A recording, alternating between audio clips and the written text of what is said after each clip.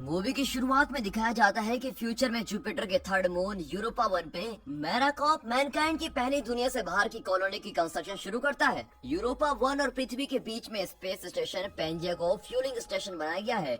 हर 10 साल में दुनिया भर के नेशन इस फ्यूल स्टेशन पे बारी बारी नजर रखते हैं। 2190 में यूएसए की बारी है। 4 एस्ट्रोनॉट्स का ग्रुप स्टेशन पे बोर्ड करके अपने 10 साल के मिशन को शुरू करते हैं। शुरुआत में चीजें सही चलती हैं। शिप का कैप्टन जॉन और एक क्रू मेंबर जैकी मिलर को एक दूसरे से प्यार हो जाता है, लेकिन 5 साल के आइसोलेशन के बाद वो दोनों थक जाते हैं। जॉन को डरावने वायलेंट नाइट टेरर्स आते हैं और शिप का मेडिकल ऑफिसर रिचार्ड वेलन फैसला करता है कि वो टीम के मिशन को जारी रखने के लिए उनकी मेंटली फिटनेस को रिपोर्ट करेगा। लेकिन एक दिन शिप में एक शॉकवेव आती है और स्पेस में कुछ दूरी पे रिचार्ड एक एक्सप्लोजन को देखता है, जिसके कारण वो शॉकवेव आई होती है। अब उसके बाद जॉन एक व्हाइट लाइट देखता है, जिसके कारण वो नॉकआउट हो जाता है। जब वो उठता है तो वो देखता है कि जैकी बिल्कुल ठीक है, लेकिन एक और क्रू मेंबर जिसका नाम लीजा है वो अभी भी बेहोश पड़ी है और मेडिकल ऑफिसर रिचार्ड शॉक में है, जिस कारण वो बोल नहीं पा रहा है। जॉन को पता चलता है कि बहुत कोशिश करने के बाद भी वो पृथ्वी पे कांटेक्ट नहीं कर पा रहे हैं। फिर फाइनली उसे और जैकी को पता चलता है कि रिचार्ड शॉक में क्यों है। वो ये मानते हैं कि जो रिचार्ड ने एक्सप्लोड होते हुए देखा वो पृथ्वी थी और वो बात स्कैन करके कंफर्म करते हैं, क्योंकि जहाँ पृथ्वी होनी चाहिए वहाँ बस एक एस्ट्रॉइड फील्ड है और कुछ नहीं।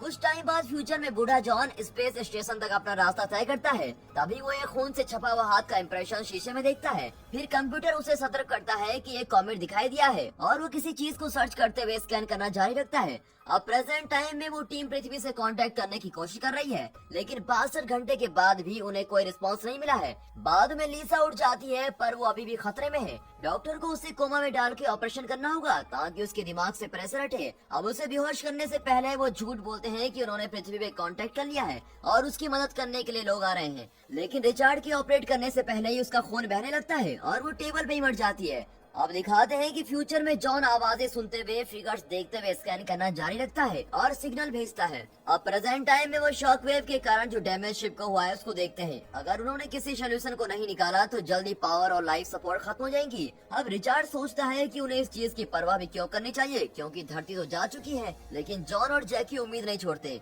और सोचते हैं कि और सर्वाइवर्स भी जरूर होंगे। जैकी आइडिया देती है कि वो एस्केप पॉड से पृथ्वी पे जाएं, पर रिचार्ड बोलता है कि वो जर्नी 3 महीने की है और अगर पृथ्वी सच में खत्म हो गई तो ये बस एक तरफा रास्ता होगा। फिर जैकी अपनी बेटी के बारे में सोचकर रोने लगती है, जिसे वो पृथ्वी पे छोड़कर आई है।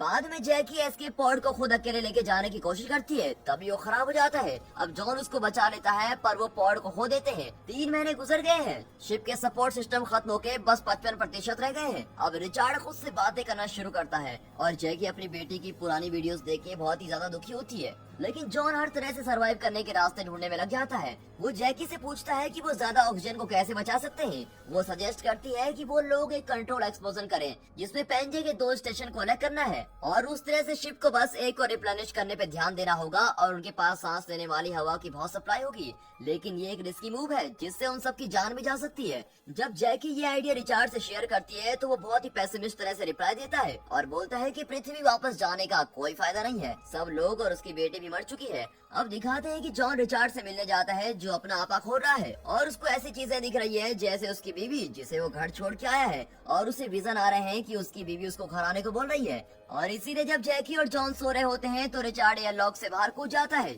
जब वो बाहर फ्लोट करता है तो उसे स्पेस की एम्प्टीनेस दिखाई देती है और अचानक से वो शिप पे वापस लौटने का फैसला करता है, पर अब बहुत देर हो चुकी है और स्पेस की एम्प्टीनेस उसे अंदर ले चुकी है। फिर फ्यूचर में दिखाते हैं कि पेंजिया 2 का एक स्कैनर बहुत ही पुराने बिछड़े हुए पेंजिया 2 को लोकेट करता है और प्रेजेंट में जब पेंजिया 1 और 2 कनेक्टेड है तब जैकी फैसला करती है कि अब हार मानने का टाइम आ गया है। वो जॉन को एक पिल देती है जो सोते हुए उन्हें नींद में मार डालेगी, लेकिन तभी अचानक से उन्हें बाहर एक वेसल फ्लोट करते हुए दिखाई देता है। जॉन अपना सूट पहन के बाहर फ्लोट करते हुए वेसल को इन्वेस्टिगेट करता है और वहाँ उसे 3 क्रू मेंबर जिंदा मिलते हैं, पर वो कुछ स्पॉन्ड नहीं कर रहे हैं। अब इसीलिए वो उन्हें पेंजिया में लेके आता है।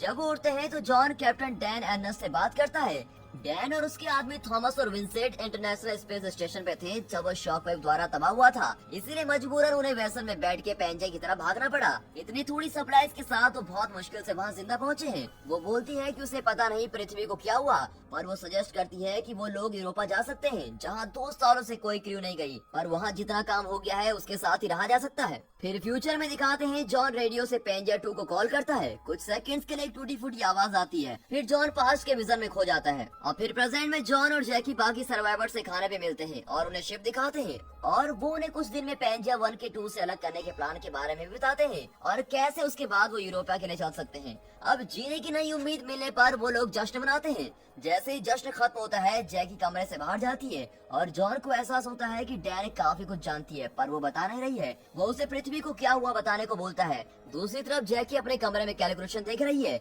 और उसे एहसास होता है कि नई क्रू मेंबर के आने से उनका राशन ज्यादा नहीं चलेगा। अगले दिन वो ये सब जॉन से शेयर करती है और बोलती है कि वो ISS शटल लेके पृथ्वी पे घर जाना चाहती है, इस छोटी सी उम्मीद के साथ कि उसकी बेटी जिंदा है। अब इसके जवाब में जॉन डैन को कमरे में बुलाता है और जो उसने उसे पार्टी के बाद बताया वही दोहराने को बोलता है कि उसने पृथ्वी को टुकड़ों में एक्सप्लोड होते हुए देखा और जब ये हुआ उसे प्लेनेट से आखिरी ट्रांसमिशन आया। Oh my God, what have you done? Do not return. I repeat, do not return. Go to Europa.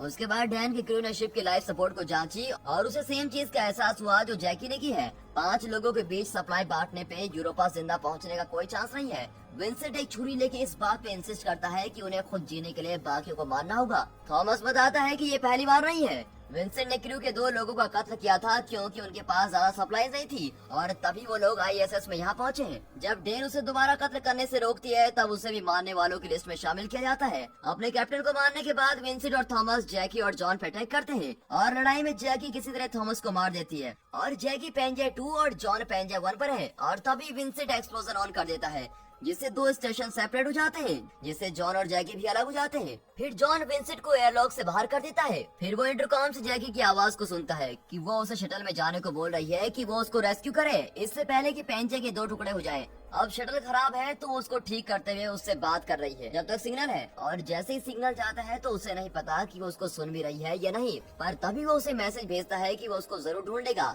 अब कुछ सालों बाद जॉन को कैसे भी पेंजर 2 मिल गया है तो वो सूट पहनकर याद करता है कि कैसे जैकी ने ये होप रखी थी कि उसकी बेटी जिंदा होगी और जैसे जॉन ने भी रखी है कि जैकी अभी तक जिंदा होगी। अब वो अपनी फाइनल रिकॉर्डिंग शिप पर रख देता है जिसमें वो बता रहा है कि आज 9 जून है और 2198 है और डे 3022 है और वो कैप्टन पेंजिया है जो स्टेशन को ढूंढने जा रहा है कि वो जैकी को ढूंढ सके। अब वो पेंजिया 2 में पहुंचकर देखता है कि उधर अंदर लाइट ऑन है और वो एक डोर के पीछे जैकी को जिंदा देखता है। और दोस्तों इसी के साथ ये मूवी यहाँ पर खत्म होती है।